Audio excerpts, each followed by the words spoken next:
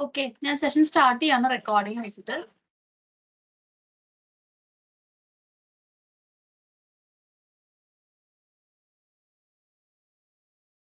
Okay, screen share ആവുന്നുണ്ടോ നോക്കാം കേട്ടോ. സ്ക്രീൻ ഷെയർ ചെയ്തേക്കുന്നത് കാണാവോ? ഹലോ, സ്ക്രീൻ ഷെയർ ചെയ്യുന്നത് കാണുന്നോ? ഹലോ,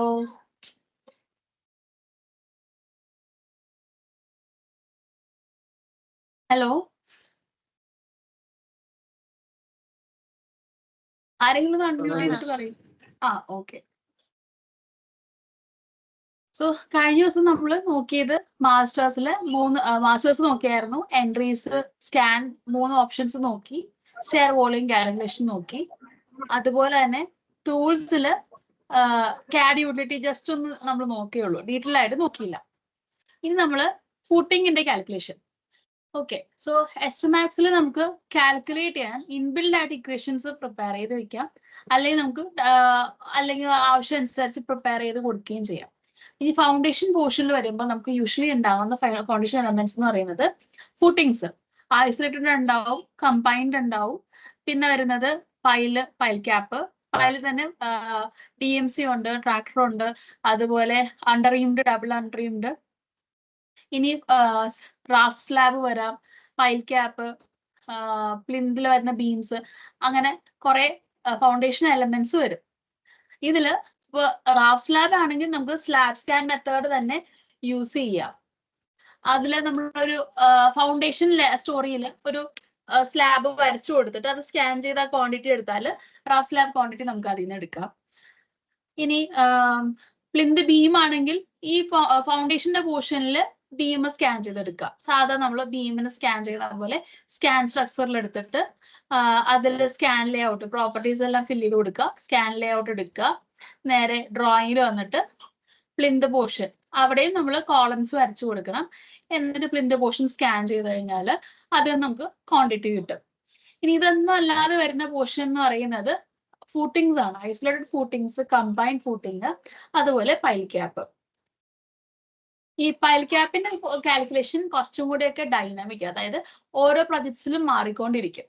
അതിൽ നമുക്ക് ചെയ്യാൻ നല്ല ഓപ്ഷൻ എന്ന് വെച്ചാൽ ഒരു CAD യൂട്ടിലിറ്റി അസൈൻ ആക്കിയിട്ട് അത് വെച്ചിട്ട് സ്കാൻ ചെയ്താലും മതിയാവും. അപ്പോൾ നമ്മൾ ഓരോ പൈൽ ക്യാപ്പിന്റെയും ഔട്ട്ലൈൻ ഒന്ന് ഡ്രാഫ്റ്റ് ചെയ്ത് വെച്ചിട്ട് അത് സ്കാൻ ചെയ്ത് കൊടുത്തു കഴിഞ്ഞാൽ അതിന്റെ ഏരിയ കിട്ടും.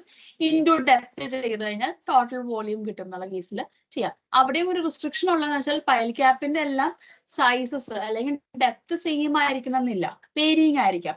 അപ്പൊ ലെയർ നെയിംസ് മാറ്റുക, അതായത് 2-3 ലെയർ നെയിംസ് യൂസ് ചെയ്തിട്ട് ചെയ്യാവുന്നതുമാണ്. അത് ഇത്തിരി കോംപ്ലെക്സ് ആണ്. നമ്മൾ അതിന് ഇക്വേഷൻസ് ഇപ്പൊ ഫ്രീക്വന്റ് ആയിട്ട് കുറെ പൈലുള്ള ബിൽഡിങ്സ് ചെയ്യുവാണെങ്കിൽ നമുക്ക് അതിന്റെ ഇക്വേഷൻസ് പ്രിപ്പയർ ചെയ്ത് വെച്ച് നമുക്ക് യൂസ് ചെയ്യാം. അല്ല നമുക്ക് വൺ ടൈം ആണെങ്കിൽ നമുക്ക് വേണമെങ്കിൽ എക്സലിൽ കാൽക്കുലേറ്റ് ചെയ്യാം, അല്ലെങ്കിൽ ജസ്റ്റ് സ്കാൻ മാത്രം ഇതിൽ നിന്ന് ചെയ്തിട്ട് ബാക്കി കാൽക്കുലേഷൻസ് മാനുവൽ ആയിട്ട് ചെയ്യാം. അതായത് ഇപ്പൊ പൈൽ ക്യാപ്പിന്റെ ഏരിയ നമ്മൾ ഇതിന്റെ അകത്ത് ടൂൾസിൽ CAD യൂട്ടിലിറ്റി വെച്ചിട്ട് പോളി ലൈൻ വെച്ച് ഏരിയ എടുക്കുക. ഏരിയ എടുത്തു പോയതിനു ശേഷം പിന്നെ മാനുവൽ ആയിട്ട് അതിന്റെ ഡെപ്ത് വെച്ച് മൾട്ടിപ്ലൈ ചെയ്ത് കാൽക്കുലേറ്റ് ചെയ്തെടുക്കാം. അത് ഒറ്റ പ്രൊജക്റ്റിനൊക്കെ അങ്ങനെ വരുന്നില്ലെങ്കിൽ മാത്രം ഓപ്ഷൻ എടുക്കാം. ഇല്ലെങ്കിൽ നമുക്ക് അതിനെ ഇക്വേഷൻ ആയിട്ട് ക്രിയേറ്റ് ചെയ്ത് ആഡ് ചെയ്ത് കൊടുത്തിട്ട് അതിൽ നിന്ന് എടുക്കാം. ഓക്കെ, പിന്നെ വരുന്നത് ഫുട്ടിങ്സ് ആണ്. ഫുട്ടിങ്സിൽ മെയിൻ ആയിട്ട് നമ്മൾ 2 ടൈപ്പ് ആണ് കാണാറ്, സ്റ്റെപ്ഡ് അല്ലെങ്കിൽ സ്ലോപ്ഡ്. അതിൽ ഐസൊലേറ്റഡ് ഉണ്ടാവും, ചിലപ്പോൾ കമ്പൈൻഡ് ആയിരിക്കും. ഈ ഐസൊലേറ്റഡ് ഫൂട്ടിങ്സ് ആണെങ്കിൽ നമുക്ക് ഇവിടെ കാൽക്കുലേറ്റ് ചെയ്യുന്ന ഓപ്ഷൻ ഉണ്ട്. ഈ കമ്പൈൻഡ് ഫൂട്ടിങ്സ് ആഡഡ് അല്ല. കാരണം എന്ന് വെച്ചാൽ അതും കുറച്ച് ഡൈനാമിക് ആയിട്ട് കൊടുക്കേണ്ട. കാര്യം കമ്പൈൻഡ് വരുമ്പോഴത്തേക്ക് എത്ര വിഡ്ത്ത് ഉണ്ടാവും, എന്തോരം തിക്നെസ് ഉണ്ടാവും നമുക്ക് മുന്നേ പ്രിഡിക്ട് ചെയ്യാൻ പറ്റത്തില്ല. സോ ഇത്തിരി വേരിയിങ് ആയതുകൊണ്ടും അതും ഇപ്പോൾ നിങ്ങൾക്ക് വരുന്ന ടെംപ്ലേറ്റിൽ ആഡ് ചെയ്തിട്ടില്ല. നമ്മളത് വേണമെങ്കിൽ മാനുവലി എടുക്കാം, അല്ലെങ്കിൽ ഒരു മിക്സ് പോലെ പകുതി എസ്റ്റിമാക്സും ഡാറ്റ എടുത്തിട്ട് ബാക്കി പകുതി നമ്മൾ മാനുവലി കണ്ടുപിടിക്കുക എന്നുള്ള രീതിയിലും എടുക്കാവുന്നതാണ്. റിപ്പീറ്റഡ് പ്രൊജക്ട്സിൽ ഈ പറയുന്ന കാര്യങ്ങളെല്ലാം നമുക്ക് ഇക്വേഷൻ രൂപത്തിൽ ടെംപ്ലേറ്റിലേക്ക് ആഡ് ചെയ്ത് കൊടുത്താൽ ക്വാണ്ടിറ്റി എടുക്കാൻ കുറച്ചും കൂടി എളുപ്പമായിരിക്കും. ഓക്കെ, ഇന്ന് നമ്മൾ നോക്കുക ഫൂട്ടിങ്സ് എങ്ങനെയാണ്, ഫൂട്ടിങ്ങിന്റെ കാൽക്കുലേഷൻ എങ്ങനെയാണ്. അതിനു മുന്നേ ആദ്യം നിങ്ങൾ ശ്രദ്ധിക്കേണ്ടത് സ്റ്റോറി നമ്മൾ ഫൗണ്ടേഷനിലേക്ക് സെറ്റ് ചെയ്തിടണമെന്ന്. ഇനി അതല്ല, ഗ്രൗണ്ട് ഫ്ലോറിൽ തന്നെ നിങ്ങൾ ഈ ക്വാണ്ടിറ്റി എടുക്കുന്നതെങ്കിൽ കുഴപ്പമില്ല. പക്ഷെ ചില നേരത്ത് നമുക്ക് ഇപ്പൊ ഫൗണ്ടേഷൻ എത്ര റേറ്റ് ആയി. മെയിൻലി ഞാൻ ഇത് സെപ്പറേറ്റ് ചെയ്ത് ചെയ്യാൻ പറയുന്നതിന് ഒരു റീസൺ എന്ന് വെച്ചാൽ ചില ക്ലയൻസിന് അറിയില്ല അവർ യൂസ് ചെയ്തേക്കുന്ന ഫൗണ്ടേഷൻ എത്ര ബഡ്ജറ്റിൽ വരും. അപ്പൊ അത് എക്കണോമിക് ആക്കാൻ വേണ്ടിയിട്ട് എന്തെങ്കിലും രീതികൾ ചെയ്യാൻ പറ്റും. ഒരു എക്സാമ്പിൾ പറയുവാണെങ്കിൽ ഒരു 12 സ്റ്റോറി ബിൽഡിങ്, അപ്പൊ അതിന് നമ്മൾ പൈൽ ഫൗണ്ടേഷൻ ടോട്ടൽ എത്രയാണ് എക്സ്പെൻസ് വന്നതെന്ന് കാൽക്കുലേറ്റ് ചെയ്ത് കഴിയുമ്പോൾ നമുക്ക് അറിയാൻ പറ്റും ഇത് ബഡ്ജറ്റിൽ നിൽക്കോ ഇല്ലേ എന്നുള്ളത്. നിൽക്കില്ല എന്ന് തോന്നിയാൽ നമുക്ക് ഒരു കാര്യം ചെയ്യാന്ന് വെച്ചാൽ ബിൽഡിങ്ങിന്റെ വെയിറ്റ് കുറയ്ക്കാം. സോ വെയിറ്റ് കുറയ്ക്കാൻ നമുക്കൊരു മെത്തേഡ് എന്ന് വെച്ചാൽ ലൈറ്റ് വെയിറ്റ് ബ്ലോക്സ് അല്ലെങ്കിൽ പാർട്ടീഷൻ വാൾസ് അങ്ങനത്തെ കാര്യങ്ങൾ യൂസ് ചെയ്യുമ്പോൾ നാച്ചുറലി ബീം ആൻഡ് കോളത്തിൽ വരുന്ന ലോഡ് കുറയും. ലോഡ് കുറയുമ്പോൾ എന്താ, നമുക്ക് അതിന്റെ സൈസ് കുറയ്ക്കാം. സൈസ് കുറയ്ക്കുമ്പോഴത്തേക്കും ഫൗണ്ടേഷനിൽ വരുന്ന ലോഡും കുറയും. ഇൻ എഫക്റ്റ് ആയിട്ട് ഫൗണ്ടേഷന്റെ സൈസ് നമുക്ക് കുറച്ച് ഒപ്റ്റിമം ആക്കാം. ഇനി അതല്ലെങ്കിൽ നമുക്ക് ഫൗണ്ടേഷൻ ടൈപ്പ് മാറ്റി നോക്കാം. അതായത് പ്യുവർലി പൈൽ ക്യാപ്പ് കൊടുക്കുന്നതിന് പകരം റാഫ് സ്ലാബും പൈൽ ക്യാപ്പും മിക്സ് ചെയ്ത് കൊടുത്താൽ എങ്ങനെ ഉണ്ടാവും. അല്ല സാൻഡ് പൈലിംഗ് ചെയ്തതിന് ശേഷം ഇത് ചെയ്യുമ്പോൾ കുറച്ചുകൂടി കപ്പാസിറ്റി ഇമ്പ്രൂവ് ചെയ്ത് അങ്ങനെ ചെയ്താൽ എങ്ങനെ ഉണ്ടാവും. അല്ലെങ്കിൽ നമുക്ക് ഈ ടി ബീമും കമ്പൈൻ ചെയ്ത് കൊടുത്താൽ എങ്ങനെ ഉണ്ടാവും. അങ്ങനെ ഒരു കോമ്പിനേഷൻസ് ട്രൈ ഔട്ട് ചെയ്യാൻ പറ്റും. ഈ ബഡ്ജറ്റിനെ ബേസ് ചെയ്തിട്ട് നമുക്ക് അഡ്ജസ്റ്റ്മെന്റ് ചെയ്യാം. ഓക്കെ, സോ ഫൗണ്ടേഷൻ സെപ്പറേറ്റ് സ്റ്റോറിയാണ് ചെയ്യുന്നതിൽ നിങ്ങൾക്ക് മെയിൻ അഡ്വാൻറ്റേജ് വരുന്നത് ആ ടൈമിൽ നിങ്ങൾക്ക് ഫൗണ്ടേഷൻ സെപ്പറേറ്റ് ക്വാണ്ടിറ്റി റിമൂവ് ചെയ്ത് പുതിയ ക്വാണ്ടിറ്റി ആഡ് ചെയ്യാൻ ബുദ്ധിമുട്ടുണ്ടാവില്ല. അതുകൊണ്ടാണ് മെയിൻലി പ്ലിന്ത് വരെയുള്ള പോർഷൻ സെപ്പറേറ്റ് ആയിട്ട് കണ്ടുപിടിക്കാൻ പറയുന്നത്. അതുപോലെ അവിടെ ബഡ്ജറ്റിങ് കാര്യങ്ങൾ അങ്ങനെ നോക്കാനും പിന്നെ ആ കോസ്റ്റ് നമുക്ക് എന്തെങ്കിലും വേരിയേഷൻ ചെയ്യാനൊക്കെ ആയിട്ട് ഹെൽപ്പ് ചെയ്യും.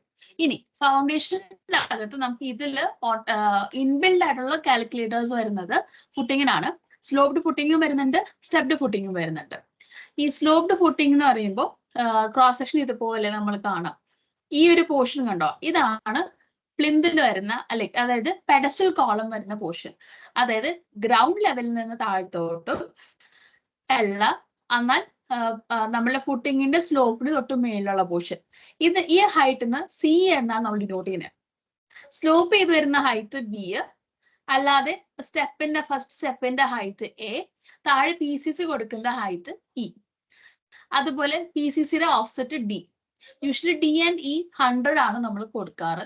അതിലും കുറവ് കൊടുക്കുന്ന കേസസ് ലിമിറ്റഡ് ആണ്. യൂഷ്വലി നമ്മൾ പി സി സിക്ക് 100 mm എങ്കിലും തിക്നെസ് മിനിമം കൊടുക്കാറുണ്ട്.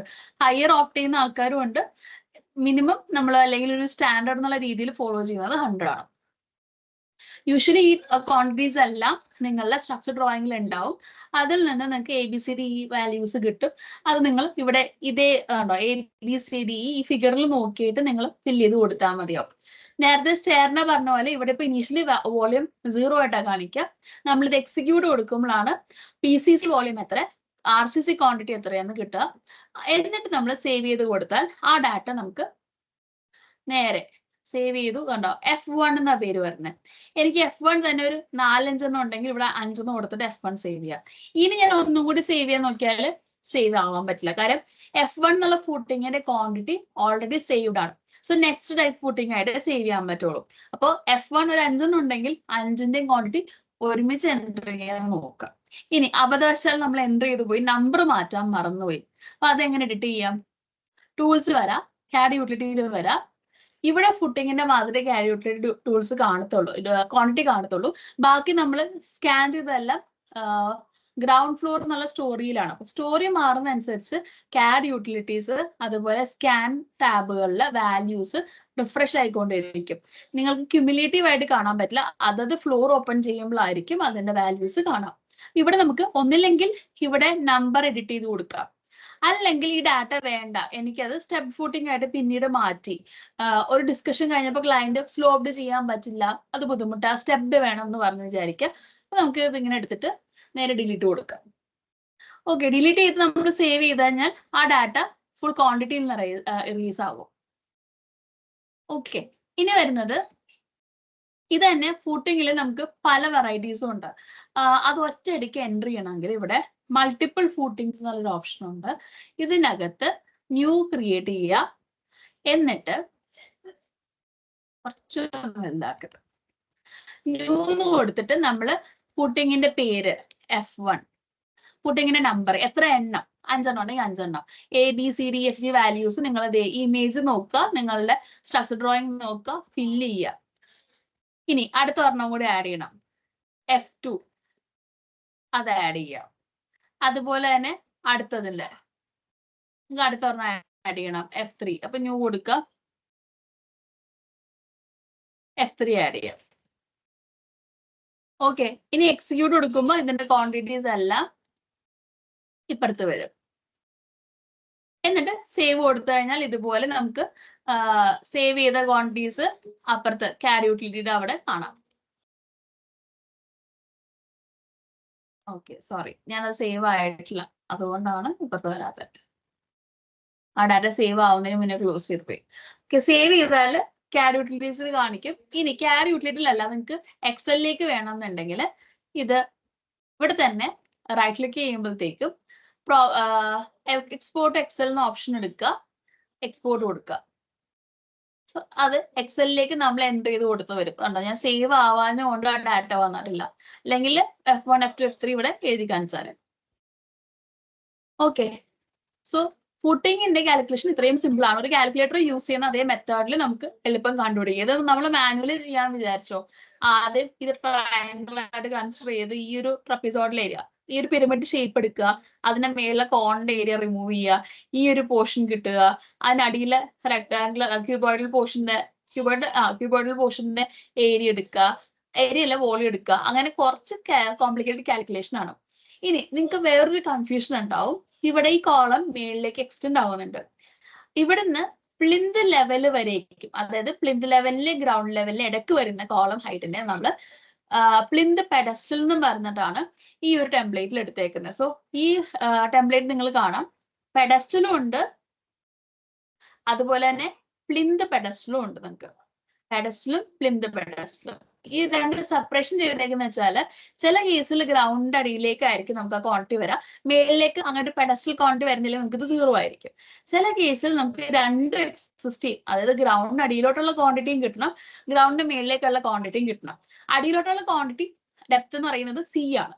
അത് നമ്മൾ ഇൻപുട്ട് ചെയ്ത് കൊടുക്കുന്നത് ഇവിടെ ഡീഫോൾട്സിലാണ് C വാല്യൂ എൻ്റർ ചെയ്ത് കൊടുക്കുന്നത്.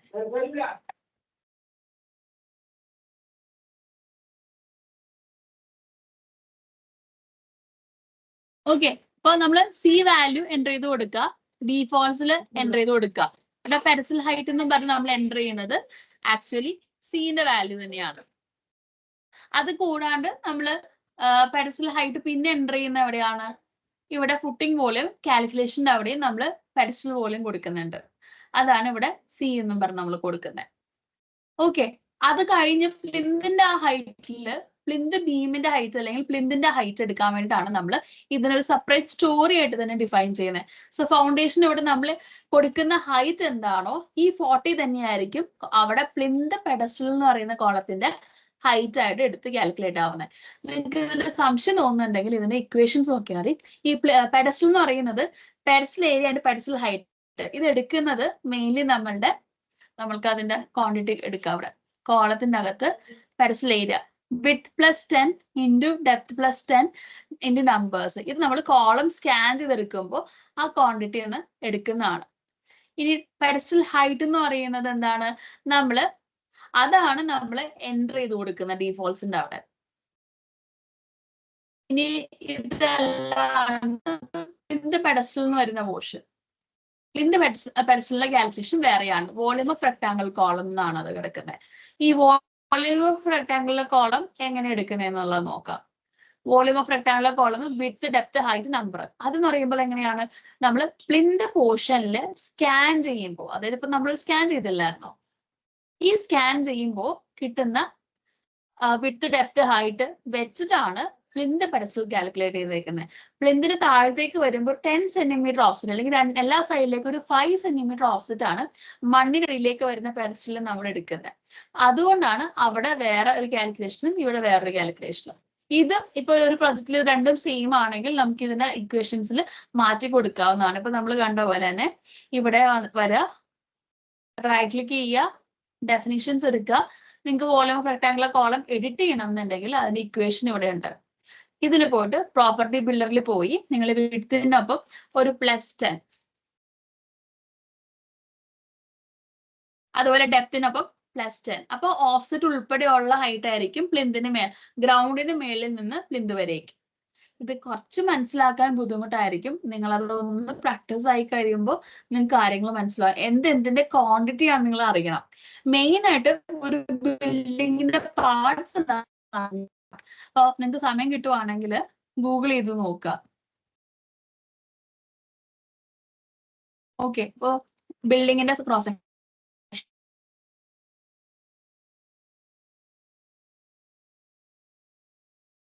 ബിൽഡിംഗ് സെക്ഷൻസ് പലത് എടുത്ത് നോക്കാം. ഒരുപോലെ അല്ല, പല ബിൽഡിംഗ് സെക്ഷൻസ് എടുത്ത് നോക്കുക. ഇമേജസ് നോക്കിയാൽ മതി. ഡാറ്റ ഡോക്യുമെന്റ് അങ്ങനെ എടുത്ത് വായിക്കണം എന്നല്ല, ഇമേജസ് എടുത്ത് നോക്കുക. അപ്പൊ അതിനകത്ത് ഓരോ തരം ഫൗണ്ടേഷൻസ് കാണിച്ചിട്ടുണ്ടാവും. ഫൗണ്ടേഷൻസിൽ എങ്ങനെയാണ് പ്ലിന്ത് വരേക്കുള്ള ഹൈറ്റ് അച്ചീവ് ചെയ്യുന്നത്, അങ്ങനത്തെ കാര്യങ്ങളൊന്നും നോക്കുക. തൊട്ടടുത്ത് കൺസ്ട്രക്ഷൻസ് ഒക്കെ നടക്കുന്നുണ്ടെങ്കിൽ അവിടേക്ക് ഒന്ന് പോയി അന്വേഷിച്ച് നോക്കുക. ബേസ്മെന്റ് വരുമ്പോൾ എങ്ങനെയാണ് ഫൗണ്ടേഷൻ ചെയ്യുന്നത്, അങ്ങനത്തെ കാര്യങ്ങളൊന്നും നിങ്ങൾ ജനറലി അവെയർ ആയിരിക്കണം. എന്നാലാണ് നിങ്ങൾക്ക് ഏതൊക്കെ എലമെന്റ്സ് ആണ് കാൽക്കുലേറ്റ് ചെയ്യേണ്ടതെന്ന് മനസ്സിലാവുക. ഫൗണ്ടേഷൻ പോർഷനിൽ എന്തൊക്കെ കാൽക്കുലേറ്റ് ചെയ്യണം എന്നുള്ളത്. ഇതിനകത്ത് ഇൻബിൽഡ് ആയിട്ട് നമുക്ക് ആകെ ഒരു ഓപ്ഷൻ ഉള്ളൂ, ഫുട്ടിങ്ങിന്റെ വോളിയം കാൽക്കുലേറ്റ് ചെയ്യുക എന്നുള്ളതാണ്.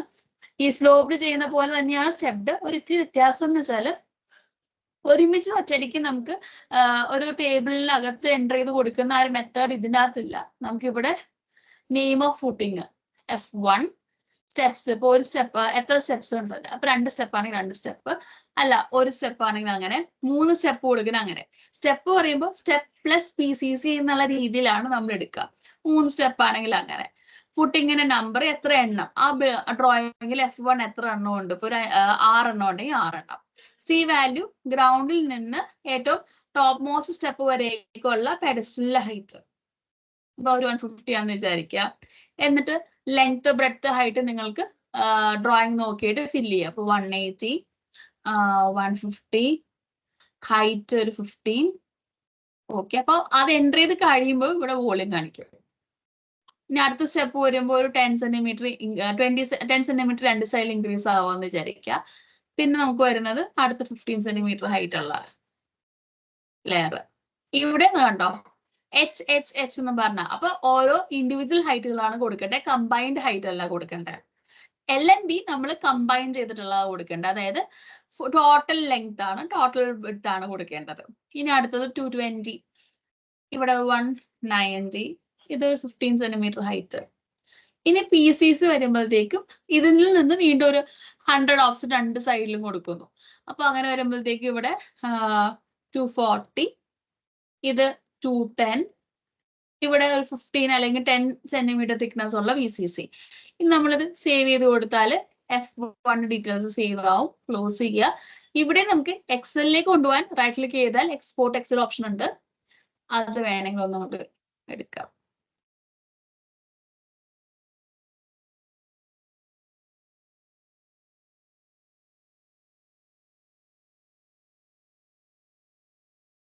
അപ്പൊ നമ്മൾ എൻ്റർ ചെയ്ത് കൊടുത്താൽ അതേ ഡാറ്റ ഇങ്ങോട്ട് കയറി വന്നോളും.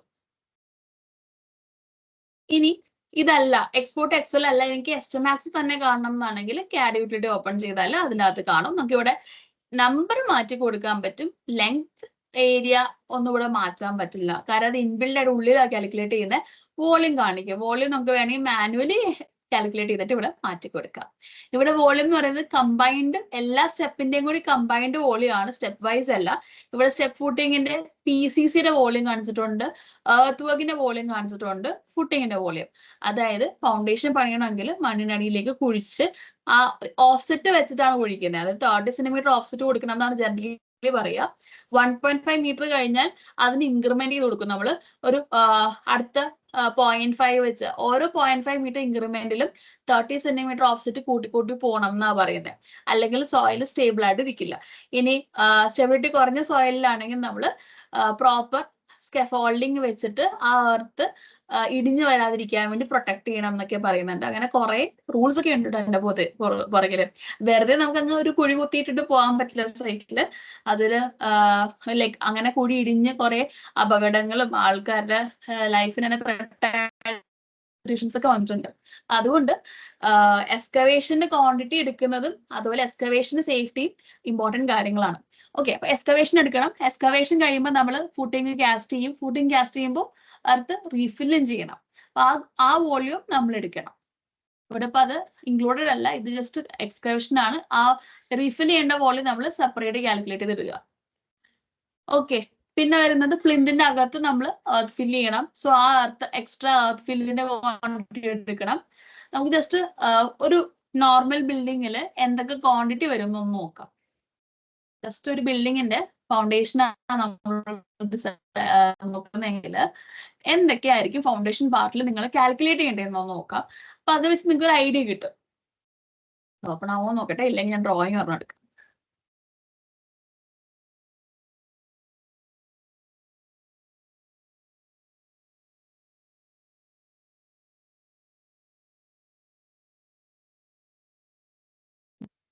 ഓക്കെ, ഈ ഒരു ബിൽഡിങ് നമ്മളുടെ ക്രോസ് സെക്ഷൻ നോക്കുവാണെങ്കിൽ ആദ്യ അടിയിൽ ഫൂട്ടിംഗ് ഉണ്ട്, സ്ലോപ്ഡ് ഫൂട്ടിംഗ് ആണ്. അപ്പൊ ഈ ഫൂട്ടിംഗ് പണിയണമെങ്കിൽ എന്ത് ചെയ്യണം? നമ്മൾ ആദ്യം ഒരു റെക്ടാങ്കുലർ പോർഷനിൽ എർത്ത് റിമൂവ് ചെയ്യണം. കറക്റ്റ് ഫുട്ടിങ്ങിന്റെ സൈസിൽ റിമൂവ് ചെയ്താൽ മതിയാവോ? ഇല്ല, ആൾക്കാർക്ക് ഇറങ്ങി നിന്ന് പണിയാനുള്ള ഗ്യാപ്പ് വേണം.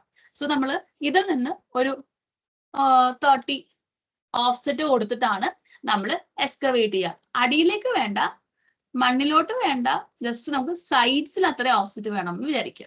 അപ്പൊ 1.5 മീറ്റർ ഹൈറ്റ് വരേക്കും നമുക്ക് ഇത്ര ഓഫ്സെറ്റ് കൊടുത്താൽ മതി. അപ്പൊ ഇത്ര എക്സ്കവേറ്റ് ചെയ്തു. അപ്പൊ ഇതിനകത്ത് നമുക്ക്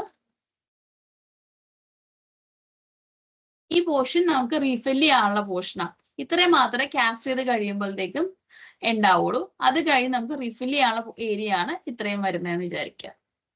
സോ നമുക്ക് എക്സ്കവേഷൻ ഉണ്ട്, എർത്ത് വർക്കിൽ എക്സ്കവേഷനും റീഫില്ലിങ്ങും വരും. അതുപോലെ ഫുട്ടിങ്ങിന്റെ പോർഷനിലാണെങ്കിൽ ആദ്യം PCC ലേ ചെയ്യണം.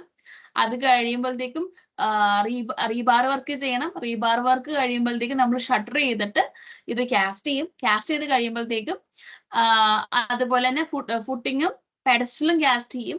അതിന്റെ എക്സ്ട്രാ ബാർ വരുന്നത് മേളിൽ നമ്മൾ പെഡസ്റ്റൽ കാസ്റ്റ് ചെയ്യും, പ്ലിന്ത് പെഡസ്റ്റൽ കാസ്റ്റ് ചെയ്യും. ഇതിന് വേറെ പേരൊന്നും കൊടുക്കണ്ട, ശരിക്കും ഇത് ഫുള്ള് പെഡസ്റ്റൽ, ഇവിടെ നിന്ന് ഇവിടം വരെ പെഡസ്റ്റലാണ്. എസ്റ്റിമാക്സിൽ ഇതുവരെയൊക്കെ കാൽക്കുലേറ്റ് ചെയ്യുള്ളൂ. അതുകൊണ്ടാണ് ബാക്കി ക്വാണ്ടിറ്റി സെപ്പറേറ്റ് ഒരു പേരിട്ട് കാൽക്കുലേറ്റ് ചെയ്യുന്നത്. ഡ്യൂപ്ലിക്കേഷൻ ഓഫ് നെയിംസ് പറ്റത്തില്ല, അതുകൊണ്ട് പ്ലിന്ത് പെഡസ്റ്റലിന് ഇതിനെ പേരിട്ടത്.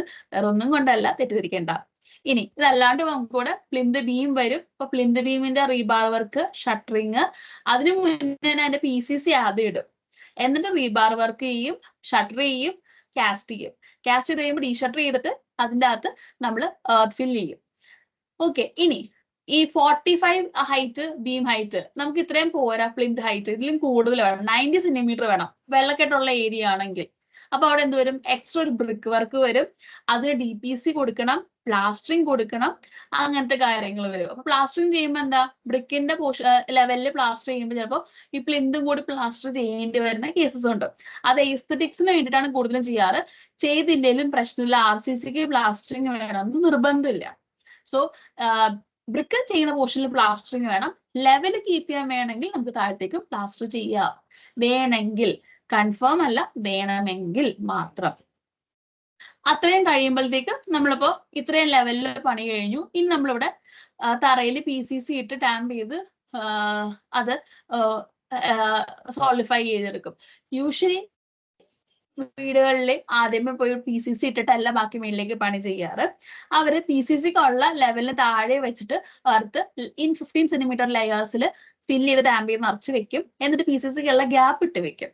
ഓൾമോസ്റ്റ് ഈ റൂഫിന്റെ കോൺക്രീറ്റിംഗ് കഴിയുമ്പോഴായിരിക്കും അവര് ഇവിടെ ചെയ്യുക. അത് വരുന്ന ബാക്കി വേസ്റ്റ് കോൺക്രീറ്റ് ഒക്കെ ചിലപ്പോൾ ഫില്ല് ചെയ്തൊക്കെ അങ്ങനെയൊക്കെ പോകും. അത് കഴിയുമ്പോഴായിരിക്കും ചിലപ്പോൾ ഇവിടെ വന്ന് PCC ചെയ്ത് വെക്കുക. അല്ലാണ്ട് നമ്മൾ ചെയ്ത് വെക്കുന്ന സൈറ്റുകൾ കുറവാണ്. ഓക്കെ, ചെയ്യാറില്ല എന്നല്ല, ഇപ്പൊ അങ്ങനെ വേണമെങ്കിലും ചെയ്യാം. ഇപ്പൊ തറ നിറച്ചിട്ടിട്ട് ആ തറ ഒന്ന് സോൾഡിഫൈ ആവാൻ വേണ്ടിയിട്ടാണ് നമ്മൾ കുറച്ച് നാളത്തെ ഓപ്പൺ ആയിട്ട് വെക്കുന്നത്. അപ്പൊ ആ ടൈമില് വർക്ക് പോസ് ചെയ്ത് വെക്കേണ്ട, മേളിലേക്കുള്ള വർക്ക് സ്റ്റാർട്ട് ചെയ്യാലോ. അപ്പൊ കോളത്തിന് റീഇൻഫോഴ്സ്മെന്റ് ഇട്ട് കോളം ടൈ ചെയ്ത് ലിൻഡൽ വരെയൊക്കെയുള്ള ഹൈറ്റിൽ കാസ്റ്റ് ചെയ്യുക. അത് കഴിയുമ്പോഴത്തേക്കും ലിൻഡലും സൺഷെയ്ഡും ഒക്കെ കാസ്റ്റ് ചെയ്ത് കഴിയും. അത് കഴിയുമ്പോൾ മേളിലേക്കുള്ള ബ്രിക്ക് വർക്ക് ചെയ്ത് സ്ലാബ് വർക്കും ബീം സ്ലാബ് വർക്കും, അത് കഴിയുമ്പോഴത്തേക്കും നെക്സ്റ്റ് ഫ്ലോർ, അങ്ങനെ പൊയ്ക്കൊണ്ടിരിക്കും. ഇതിനിടയ്ക്ക് ബ്രിക്ക് മേസൺസ് വന്നിട്ട് ബ്രിക്ക് മേസണറി ചെയ്യും. അതുപോലെ വാൾ ഡോർസ് ആൻഡ് വിൻഡോസ് ഇൻസ്റ്റാൾ ചെയ്യും.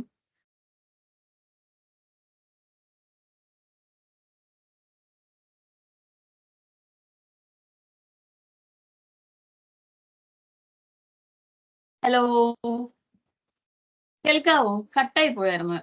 ഹലോ ഹലോ, കേൾക്കുന്നുണ്ടോ?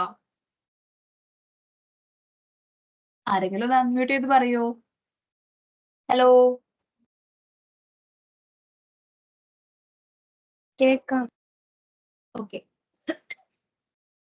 അങ്ങനെയാണ് യൂഷ്വലി വർക്കിന്റെ ഒരു പ്രോഗ്രസ്. അപ്പൊ നിങ്ങൾ എങ്ങനെയാണ് വീട് പണിയുന്നതെന്നൊന്ന് ജസ്റ്റ് അറിഞ്ഞു വെക്കുക. അറിയാവുന്നവർക്ക് ആണെങ്കിൽ നല്ല കാര്യം.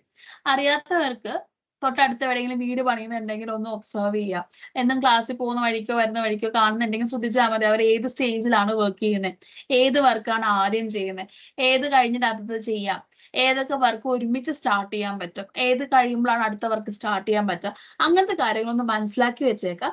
എസ്റ്റിമേഷന് വേണ്ടിയിട്ടല്ല, മെയിൻ ആയിട്ട് നിങ്ങൾക്ക് പ്ലാനിങ് സൈഡിൽ ഇത് ആവശ്യം വരും.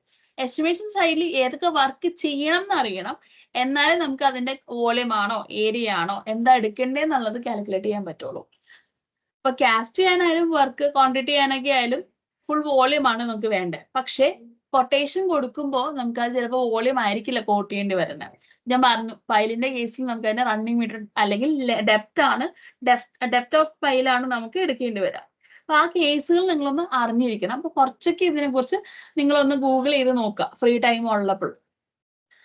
ഫൗണ്ടേഷന് പ്ലിന്ത് ലെവല്, അതായത് ഈ ഒരു ഫ്ലോർ ലെവലിന് താഴത്തോട്ട് എന്തൊക്കെ എലമെന്റ്സ് ഉണ്ടോ എന്നുള്ളത് ആദ്യം സ്ട്രക്ചർ ഡിസൈൻ നോക്കിയിട്ട് മനസ്സിലാക്കി വെക്കണം. ഫൂട്ടിംഗ് ആണ് യൂസ് ചെയ്തേക്കുന്നത്, പ്ലിന്ത് ഹൈറ്റിൽ എന്തൊക്കെയാണ് ഫില്ല് ചെയ്തേക്കുന്നത്, സെക്ഷൻ ഉണ്ടോ എന്ന് ചോദിക്കുക. സെക്ഷൻ വാങ്ങിയിട്ട് സെക്ഷനിൽ നോക്കിയിട്ടായിരിക്കണം നിങ്ങൾ പ്രിപ്പയർ ചെയ്യുക. അപ്പൊ അടുത്ത ദിവസം നിങ്ങൾ എസ്റ്റിമേറ്റ് ചെയ്യുമ്പോഴത്തേക്കും നിങ്ങളുടെ മനസ്സിൽ വരേണ്ടത് ഈ ഒരു സെക്ഷൻ, അതായത് ഫുട്ടിംഗ് കൊണ്ട് ഇത് നിങ്ങൾക്ക് ഐസൊലേറ്റഡ് വേണമെങ്കിൽ ഐസൊലേറ്റഡ് ചെയ്യാം, സ്റ്റെപ്ഡ് വേണമെങ്കിൽ സ്റ്റെപ്ഡ് ചെയ്യാം. നിങ്ങൾക്ക് തന്നെ ഒരു വാല്യൂ അസ്യൂം ചെയ്തിട്ട് ചെയ്യാം. ഞാനൊരു സെറ്റ് ഓഫ് വാല്യൂസ് നിങ്ങൾക്ക് റെഫർ ചെയ്യാൻ വേണമെങ്കിൽ തരാം, അത് വെച്ചിട്ട് വേണമെങ്കിൽ നിങ്ങൾക്ക് ചെയ്യാവുന്നതാണ്. ഓക്കെ, അതിൽ റൂമിന്റെ ഹൈറ്റ് യൂഷ്വലി ഒരു 3 മീറ്റർ പ്ലസ് സ്ലാബ് തിക്നെസ് ആണ് നമ്മൾ എപ്പോഴും എടുക്കാറ്. ചില ബിൽഡിങ്സിന് ഹൈറ്റ് കൂടുതൽ വെക്കും, ചിലതിന് കുറച്ച് വെക്കും. നിങ്ങൾക്ക് എത്ര വേണം എന്നുള്ളത് നിങ്ങൾക്ക് ഡിസൈഡ് ചെയ്യുക. അതനുസരിച്ച് നമ്പർ ഓഫ് സ്റ്റെപ്പ് കാൽക്കുലേറ്റ് ചെയ്യണം എന്ന് മാത്രമേ ഉള്ളൂ. ഓക്കെ, പിന്നെ ജനറൽ ആയിട്ടൊരു KMVR റൂൾ പറഞ്ഞാല് 9 മീറ്റർ ഹൈറ്റിൽ കൂടുതൽ ബിൽഡിംഗ് പോയി കഴിഞ്ഞാൽ നമുക്ക് അതിനനുസരിച്ച് ഓഫ്സെറ്റ് കൂടുതൽ വരും. അപ്പോൾ റെസിഡൻസ് ഒക്കെയാണ് നോക്കുന്നെങ്കിൽ 9 മീറ്റർ ഹൈറ്റിൽ വരുന്ന രീതിയിൽ നിങ്ങൾ പ്ലാൻ ചെയ്യുക. അപ്പൊ 3-4 നിലയൊക്കെ പോയാലും ഒരു 9 മീറ്ററിൽ ഉൾക്കൊള്ളിച്ച് വരുന്ന രീതിയിൽ കൊടുക്കാം. അതിന്റെ പാരപ്പറ്റ് പോലും 9 മീറ്റർ ഹൈറ്റിന് മേലെ പോകാൻ പാടില്ലെന്നാണ് ആ റൂൾ വരുന്നത്. പോയി കഴിഞ്ഞാൽ ഓരോ അഡീഷണൽ ഹൈറ്റ്സിനും അഡീഷണൽ 1 മീറ്ററിനും ഒരു 0.5 മീറ്റർ ഓഫ്സെറ്റ് കൊടുക്കണം, അങ്ങനെ എന്തോ ആയിരുന്നു റൂള്. ഇപ്പൊ മാറിയേക്കുന്ന എനിക്ക് എക്സാക്ട് ഓർമ്മയില്ല. ബട്ട് അതുപോലെ ഒരു റൂൾ ഉണ്ട്. 9 മീറ്റർ കഴിഞ്ഞാൽ നിങ്ങൾ അതിനനുസരിച്ച് ഓഫ്സെറ്റ് ഇൻക്രീസ് ചെയ്ത് കൊടുക്കണം. അപ്പൊ നമുക്ക് എന്ത് പറ്റും, ബിൽഡിങ്ങിന്റെ ഏരിയ കുറഞ്ഞു പോകും. അപ്പൊ മിക്ക ആൾക്കാരും ചെയ്യാന്ന് വെച്ചാൽ 3 നില കൊടുക്കുവാണെങ്കിൽ 3 മീറ്ററിൽ താഴെ അല്ലെങ്കിൽ 3 മീറ്ററിന് അടുത്ത് വെച്ചിട്ട് അവര് ഹൈറ്റ് അഡ്ജസ്റ്റ് ചെയ്ത് നിർത്തും. സോ ആ 3 നിലയ്ക്കും പെർമിറ്റ് കിട്ടാൻ പാകത്തിന്, അല്ലെങ്കിൽ 3ാമത്തെ നിലയ്ക്ക് ഹൈറ്റ് കുറയ്ക്കും. അങ്ങനെ അവർ അഡ്ജസ്റ്റ് ചെയ്ത് എടുക്കുക കണ്ടേക്കുന്നത്. ജനറലി പറഞ്ഞു എന്നേ ഉള്ളൂ. ഈ സെക്ഷൻ നിങ്ങൾക്ക് വേണമെങ്കിൽ സിമിലർ സെക്ഷൻസ് ഗൂഗിൾ ചെയ്ത് എടുക്കാവുന്നതാണ്. ഇത് എന്റെ കയ്യിൽ ഒരു ടിപ്പിക്കൽ സാമ്പിൾ ഉണ്ടായിരുന്നതാണ്. ഓക്കെ, ഇപ്പോൾ ഫൗണ്ടേഷൻ പാർട്ട് നിങ്ങൾ എസ്റ്റിമേറ്റ് ചെയ്യാൻ നിൽക്കുമ്പോൾ ഫൗണ്ടേഷൻ എലമെന്റ്സ് ഏതൊക്കെയാണെന്ന് മനസ്സിലാക്കാൻ നോക്കുക. തന്നിരിക്കുന്ന സ്ട്രക്ചർ ഡ്രോയിങ്ങിൽ ഏതൊക്കെ എലമെന്റ്സ് ഉണ്ടെന്ന് നോക്കിയിട്ട് അതെല്ലാം ഇൻക്ലൂഡ് ചെയ്യുന്ന രീതിയിൽ കാൽക്കുലേഷൻസ് എടുക്കുക. ഒരു പരിധി വരെ നമുക്കുള്ള എലമെന്റ്സ് എല്ലാം ഈ ടെംപ്ലേറ്റിൽ ആഡ് ചെയ്തിട്ടുണ്ട്. ഇത് കഴിഞ്ഞിട്ട് മിസ് ഔട്ട് ആയ കാര്യങ്ങൾ ഒന്നില്ലെങ്കിൽ മാനുവലി ആഡ് ചെയ്യാം, അല്ലെങ്കിൽ നിങ്ങൾക്ക് ആസ് എൻ എക്സ്പെരിമെന്റ് ഇതിനകത്ത് ഡെഫിനിഷൻസ് ക്രിയേറ്റ് ചെയ്ത് നോക്കുക. ഓക്കെ, പിന്നെ വരുന്നത് നമുക്ക് ഇന്നിപ്പോ ഫുട്ടിങ്ങിന്റെ ഡിസൈൻ കൺവേ ആയി. ഇനി യൂസ് ഡിഫൈൻഡ് ആയിട്ടുള്ള ജസ്റ്റ് ഏതൊക്കെ വർക്ക് യൂസ് ഡിഫൈൻഡ് ആയിട്ട് വരുന്നുണ്ട്, അതിന്റെ ക്വാണ്ടിറ്റി റേറ്റും ഒരു ജസ്റ്റ് ഒരു ടാബ്ലർ ഫോമിലൊരു ടൂൾ ആണിത്.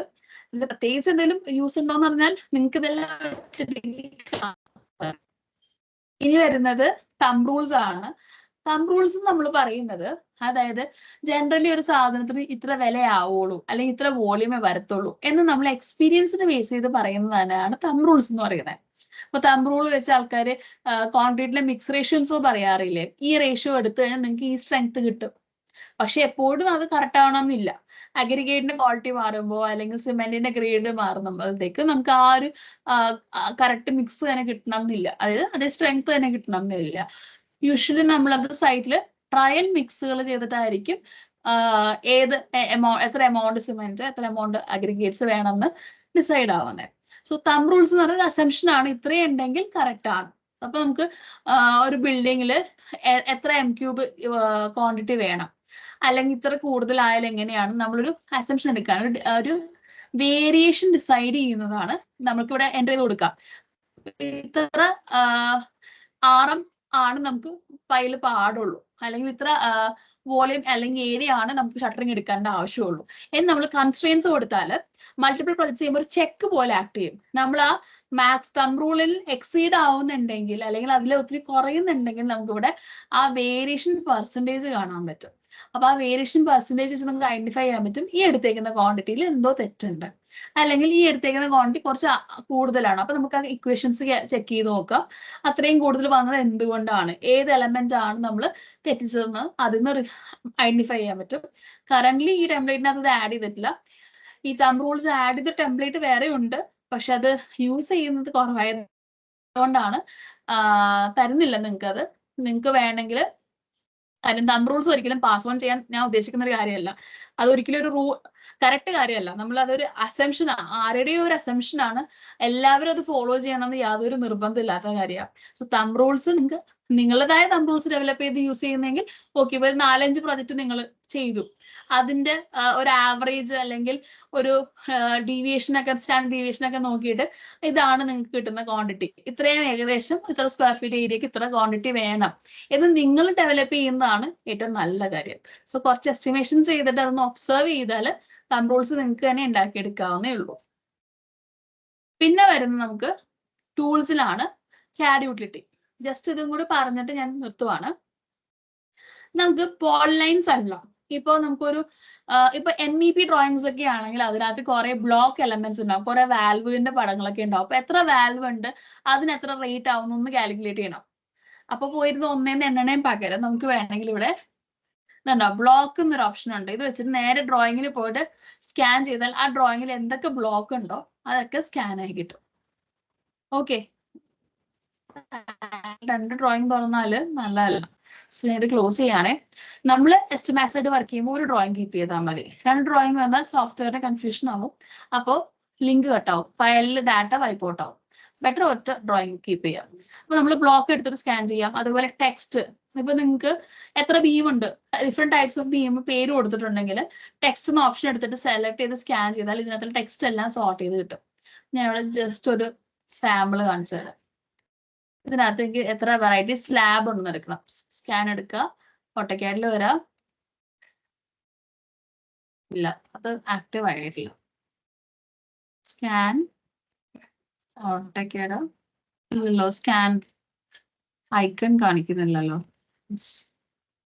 CAD utility text scan. Okay, box cursor വരണം എന്നാലേ കറക്റ്റ്. കണ്ടോ, S2 എന്ന് പറഞ്ഞ ടെക്സ്റ്റ് ഒരു 3 ഉണ്ട്, S1 എന്ന് പറഞ്ഞ ടെക്സ്റ്റ് ഒരു 6 ഉണ്ട്. നമുക്ക് കൗണ്ട് എടുക്കാം. കണ്ടോ, ഇവിടെയും കാണിച്ചിട്ടുണ്ട്, ഇവിടെയും കാണിച്ചിട്ടുണ്ട്. ഒന്ന് സേവ് ചെയ്ത് കഴിയുമ്പോൾ ഇവിടെ നിന്ന് അത് പോകും, അല്ലെങ്കിൽ ഇവിടെ ക്ലോസ് ചെയ്ത് രണ്ടാമത് എടുക്കുമ്പോൾ ലെഫ്റ്റ് സൈഡിൽ കാലിയായിരിക്കും, റൈറ്റ് സൈഡിൽ അത് സേവ് ആയിട്ട് കിടപ്പുണ്ടാവും ആ ഡാറ്റ. സെയിം നമുക്കിപ്പോ നിങ്ങൾ എസ്റ്റിമേഷൻ ചെയ്യാനല്ല, നിങ്ങൾക്ക് ഒരു നമ്പർ ഓഫ് ഒരു ടോട്ടൽ നമ്പർ ഓഫ് ടെക്സ്റ്റിൽ നിന്ന് സോർട്ട് ചെയ്യണം, എത്ര ഉണ്ടെന്ന് കണ്ടുപിടിക്കണമെങ്കിൽ ഒന്നില്ലെങ്കിൽ ഓട്ടോക്യാഡിലെ ഫൈൻഡ് എന്നുള്ള കമാൻഡ് യൂസ് ചെയ്യാം, അല്ലെങ്കിൽ എസ്റ്റിമാക്സിലെ ഈ ഒരു ഓപ്ഷൻ എടുത്തിട്ട് നിങ്ങൾക്ക് കണ്ടുപിടിക്കാം. അതുപോലെ നിങ്ങൾ ശ്രദ്ധിച്ചിട്ടുണ്ടോന്ന് അറിയില്ല, ഈ സ്കാൻ ആർക്കിന്റെ അകത്ത് നമുക്ക് സ്ട്രെയിറ്റ് ലൈൻസ് മാത്രമേ സ്കാൻ ചെയ്യാൻ പറ്റുള്ളൂ.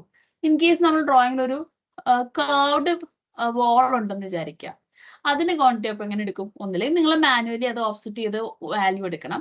കുറെ കർവ്സ് ഉള്ള ഒരു കർവ്ഡ് ബിൽഡിംഗ് ആണെന്ന് വിചാരിക്കാം, അത് ഒന്നല്ല ഒരുപാട് കർവ്സ് കൂടിയിട്ടുള്ള ഒരു ക്ലൗഡ് ഷേപ്പിലെ ബിൽഡിംഗ് ആണെന്ന് വിചാരിക്കുക. അപ്പൊ അതെങ്ങനെ ക്വാണ്ടിറ്റി എടുക്കാൻ പറ്റും? അവിടെ നമ്മൾക്ക് അതിന് വേണ്ടിയിട്ടാണ് ഇവിടെ വേറൊരു ടൂൾ വെച്ചേക്കുന്നത്, ആർക്ക് സെൻട്രൽ ലൈൻ എന്ന ടൂൾ വെച്ചിരിക്കുന്നത്. സോ ഇതിന്റെ പ്രോപ്പർട്ടീസ് വിൻഡോയിൽ വന്നിട്ട് ലെയറിന്റെ പേരാതെ ഫിൽ ചെയ്ത് കൊടുക്കുക. മാക്സിമം എത്ര വിട്ട് പോവാന്നുള്ളത് ഫില്ല് ചെയ്യുക, ക്ലോസ് ചെയ്യുക, നേരെ സ്കാൻ ലേഔട്ട് എടുക്കുക, ഡ്രോയിങ്ങിൽ വരിക, ഇത് അങ്ങ് സെലക്ട് ചെയ്ത് കൊടുത്തിട്ട് എൻ്റർ കൊടുക്കുക. കറക്റ്റ് ആയില്ല.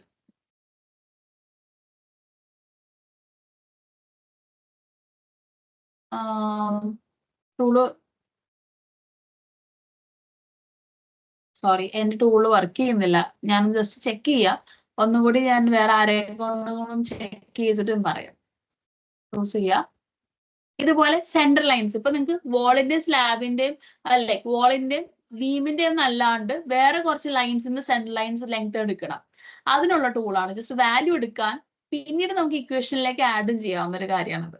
അപ്പൊ ആ ലെയർ നെയിം കൊടുക്കുക, ഹൈറ്റ് കൊടുക്കുക, വിഡ്ത്ത് കൊടുക്കുക.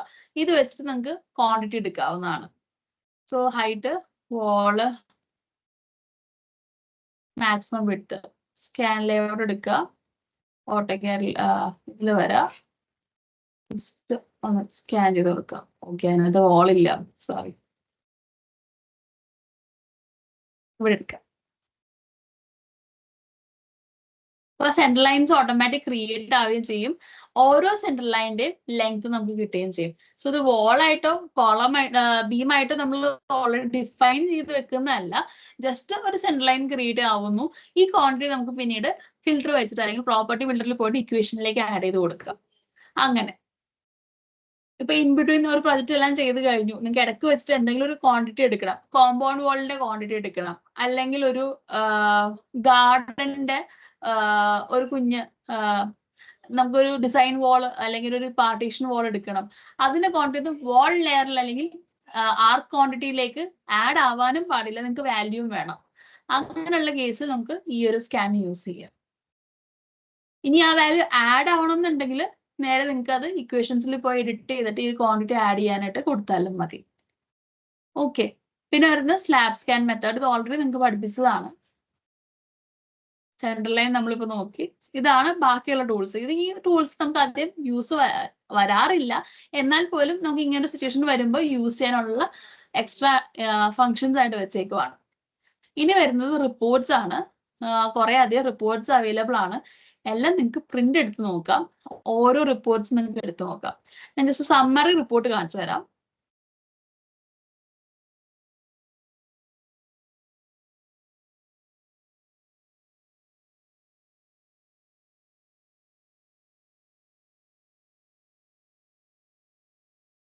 സമ്മറി റിപ്പോർട്ട് എന്ന് പറയുമ്പോഴത്തേക്കും ഇതിനകത്ത് ഓരോ വർക്ക് നമ്മൾ ഇവിടെ സ്റ്റോറി ആയിട്ടും ഡീറ്റെയിൽസ് വെച്ചേക്കുന്നതിന്റെ അതേ ഓർഡറിൽ ഓരോ വർക്ക് ഐറ്റംസ് വന്നോളും. അതിൽ സ്റ്റോറി നമ്മൾ സോർട്ട് ചെയ്തേക്കുന്ന ഓർഡറിലായിരിക്കും സ്റ്റോറീസ് പ്രിന്റ് ആവുക. ആ ഒരു ഓർഡറിൽ നമുക്ക് പ്രോപ്പർ ആയിട്ട് റിപ്പോർട്ട് കിട്ടും. ഇതിലിപ്പോ ഓരോ വർക്കിന്റെ ഡിസ്ക്രിപ്ഷൻ, അതിൽ യൂസ് ചെയ്തേക്കുന്ന മെറ്റീരിയൽസ്, റിസോഴ്സസ്, മെറ്റീരിയൽ എന്ന് പറയാൻ പറ്റില്ല, റിസോഴ്സസ്, മെൻ ആവാം, മെറ്റീരിയൽ ആവാം, മെഷീനറി ആവാം, എല്ലാത്തിന്റെയും ക്വാണ്ടിറ്റി, ഓരോന്നിനും എത്ര വോളിയം എടുത്തിട്ടുണ്ട്, റേറ്റ് എന്താണ് ഓരോന്നിന്റെയും, അങ്ങനെ സ്പ്ലിറ്റ് ചെയ്ത് ഫുൾ ഡീറ്റെയിൽ ആയിട്ടുള്ള റിപ്പോർട്ട് ആയിരിക്കും ഇത്. ഇതിന്റെ ഷോർട്ട് ആയിട്ടുള്ള ഒരു റിപ്പോർട്ടും അതേ ഫയലിൽ തന്നെ നമുക്ക് കിട്ടും. മെറ്റീരിയൽസ് മാത്രമുള്ള റിപ്പോർട്ട് കിട്ടും. അത് തന്നെ ഒന്ന് കൺസൈസ് ആയിട്ടുള്ള റിപ്പോർട്ട്, പിന്നെ അതിന്റെ പാരാമീറ്റേഴ്സ്. ഇനി ഇതൊന്നും അല്ല, നമുക്ക് ഇത്രയും കൂടിയൊക്കെ കൺസൈസ് ആയിട്ടുള്ള റിപ്പോർട്ട്, അത് എക്സ്പ്ലനേറ്ററി ആവണ്ട, നമുക്ക് അനാലിസിസ് ഒന്നും ഡീറ്റെയിൽ ആയിട്ട് അറിയണ്ട എന്നുള്ള ഒരു റിപ്പോർട്ട് ആണെങ്കിൽ സ്റ്റോറി വൈസ് റിപ്പോർട്ട് അല്ലെങ്കിൽ വർക്ക് വൈസ് റിപ്പോർട്ട് നിങ്ങൾക്ക് യൂസ് ചെയ്യാം. ഞാൻ വർക്ക് വൈസ് റിപ്പോർട്ട് ഒന്ന് കാണിച്ചു തരാം. ഇതിന് നേരെ ഓപ്പോസിറ്റ് അപ്രോച്ച് ആണ് സ്റ്റോറി വൈസ് റിപ്പോർട്ട്. തന്നെ എടുത്തു നോക്കാവുന്നതാണ്.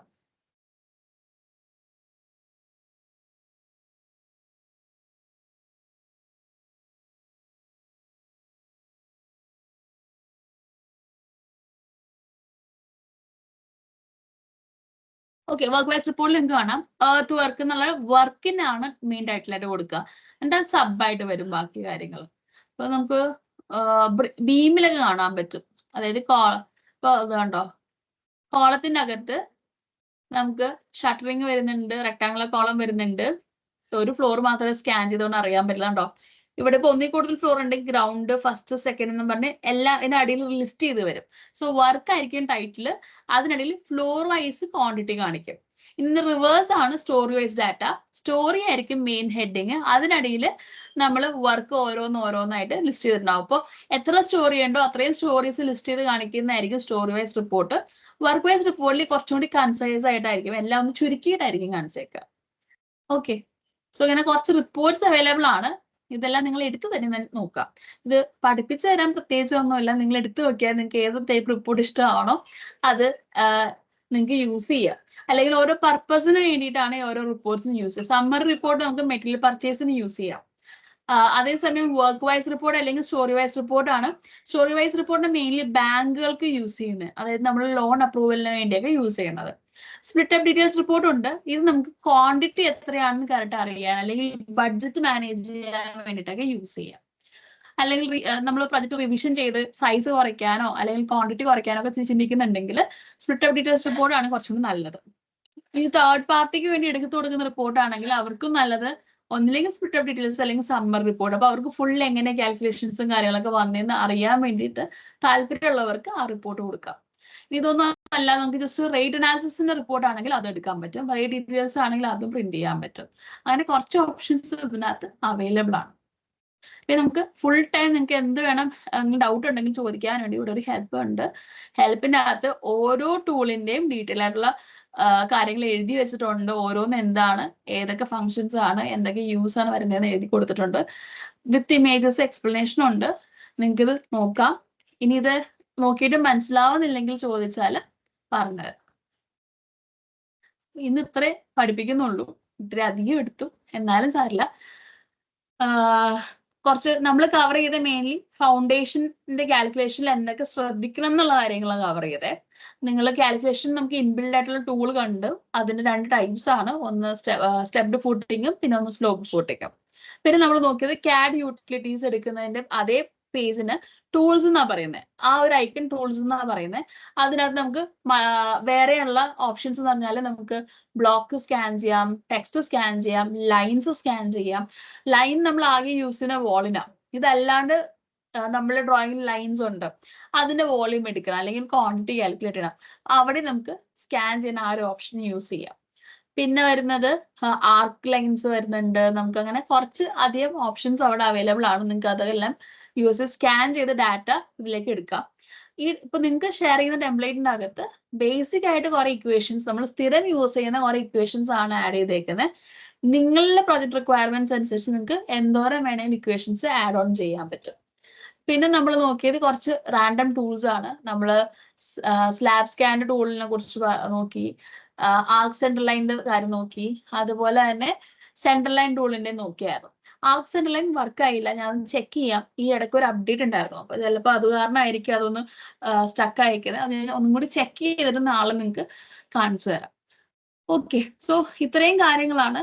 നമ്മൾ വോള് സ്കാൻ ചെയ്യുന്ന അവിടെ ഞാൻ പറഞ്ഞു, ലൈൻസിനെ മാത്രമേ വോളായിട്ട്, ആ ലെയർ നെയിമും ലൈനും ആണെങ്കിൽ മാത്രമേ ഐഡന്റിഫൈ ചെയ്യുള്ളൂ. അപ്പൊ അവിടെ ആർക്കാണെങ്കിൽ നമ്മൾ ആർക്ക് സെന്റർ ലൈൻ മെത്തേഡ് എടുക്കും, അല്ലെങ്കിൽ നമ്മൾ മാനുവലി ഒരു ലൈൻ നമ്മൾ എക്സ്ട്രാ ആഡ് ചെയ്ത് കൊടുക്കാം, സെന്റർ ലൈൻ ആഡ് ചെയ്ത് കൊടുക്കാം. അങ്ങനെയും ചെയ്യാം. അപ്പോൾ ഇന്നത്തെ ക്ലാസ്സിൽ ഇത്ര എടുക്കുന്നുള്ളൂ. എന്തെങ്കിലും ഡൗട്ട്സ് ഉണ്ടോ നിങ്ങൾക്ക്? എന്തെങ്കിലും ചോദിക്കാനോ എന്തെങ്കിലും പോർഷൻ മനസ്സിലാവാത്തയോ അല്ലെങ്കിൽ ഏതെങ്കിലും ക്ലാസ് റിപ്പീറ്റ് ചെയ്യണം എന്നുണ്ടെങ്കിൽ പറയാം. അപ്പൊ നെക്സ്റ്റ് ഡേ ഒന്നേന്ന് ഒരു എസ്റ്റിമേറ്റ് ഫുൾ കാണിച്ചു തരാം. എന്നിട്ട് നമുക്ക് റേറ്റ് അനാലിസിസും ഈ ഡെഫിനിഷൻ ക്രിയേറ്റ് ചെയ്യുന്നതും പഠിക്കാം. നിങ്ങൾ പാർട്സ് ആയിട്ട് എസ്റ്റിമേഷൻ എടുക്കുന്ന പഠിച്ചു. ഇനി ഫുൾ ആയിട്ട് ഒരു എസ്റ്റിമേഷൻ എങ്ങനെ എടുക്കുന്നതെന്ന് നാളെ ഡെമോ കാണിക്കാം. എന്നിട്ട് നമുക്ക് എസ്റ്റിമേഷന്റെ നോർമൽ ക്ലാസ്സസ് കഴിഞ്ഞു. അത് കഴിഞ്ഞാൽ നമ്മൾ കുറച്ച് ഇന്റൻസ് ആയിട്ടുള്ള ക്ലാസ്സസ് ആണ്. അത് നിങ്ങൾക്ക് കേട്ട് മനസ്സിലാക്കിയിരിക്കാം. നമുക്ക് എന്തെങ്കിലും ആവശ്യം വന്നാൽ നിങ്ങൾക്ക് അതൊന്ന് പരീക്ഷ നോക്കാവുന്ന കാര്യങ്ങളാണ്. ഓക്കെ, അപ്പൊ ഈ ഒരു വീക്ക് നമ്മൾ എസ്റ്റിമാക്സ് വൈൻഡപ്പ് ചെയ്യും. അസൈൻമെന്റ് പ്രാക്ടീസ് ചെയ്യുക, ചെയ്ത് നോക്കുക, ഡൗട്ട്സ് ഉണ്ടെങ്കിൽ ചോദിക്കുക. So thank you all. Good night.